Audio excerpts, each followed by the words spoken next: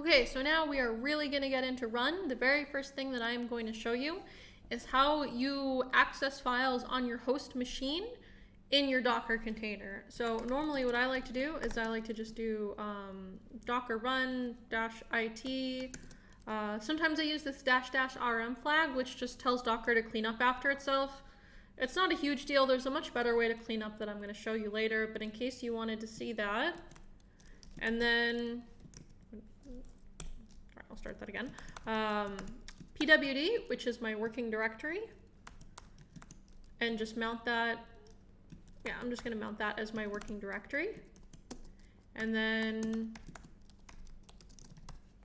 so what I'm doing here, docker run as always, interactive shell, clean up after itself, and I'm going to say on my host machine, mount this, and it will create this whole path for you. Yeah, so here's the current working directory, and then keep the directory structure exactly the same. So just mount the whole working directory as is on my Docker machine. So then I'm going to show you, what did I do? Oh, I forgot this one. See, so this is what happens. If you forget the -v flag, then it thinks that, so it thought that this was my Docker container name, and I think I have an uppercase thing in there somewhere, and so it wasn't valid. But now we should be good. So the flag to mount directories is -v, which stands for volume. And then you can see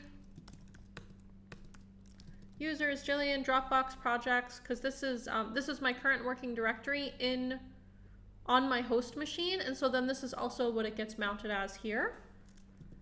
If you don't like that though,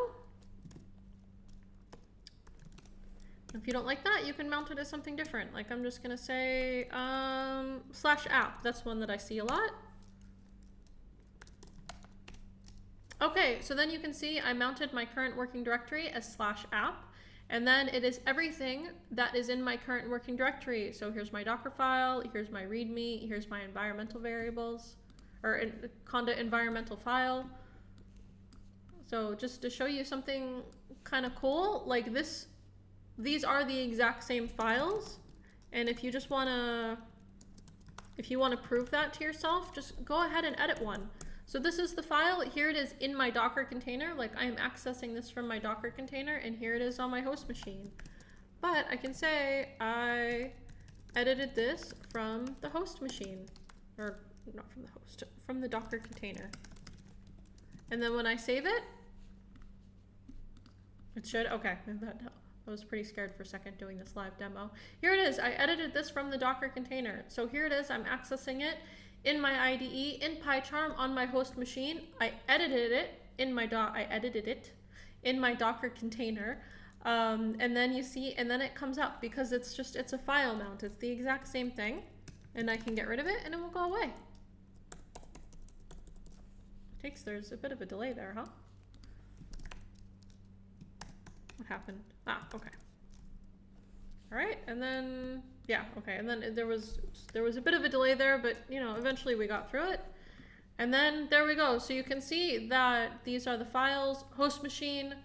It's just like copying files around, like source destination. So the source is the location on my host machine, and the destination is the absolute directory on my Docker image. And that's it for that. I mean, it's really simple, but it's really powerful. Also, what it allows you to do is to do things like you can take your Docker file, you can copy over all of your files so that you have like your entire application. So say you're creating a Python application and it exists in a library folder in your project root.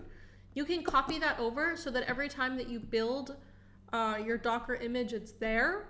But then you can also take that same directory and mount it so that you can make edits from your host in real time, and they are reflected in your Docker image. So that is a really cool way to work. I'm going to show you that later when I get into best practices, but just so that you're like a little bit familiar with it already, that is, you know, that is exactly how we do things. Here it is. Here's my Docker container, and here are my files. I can mount them. I can do whatever I want with them. So that is it for file mounts. Thanks.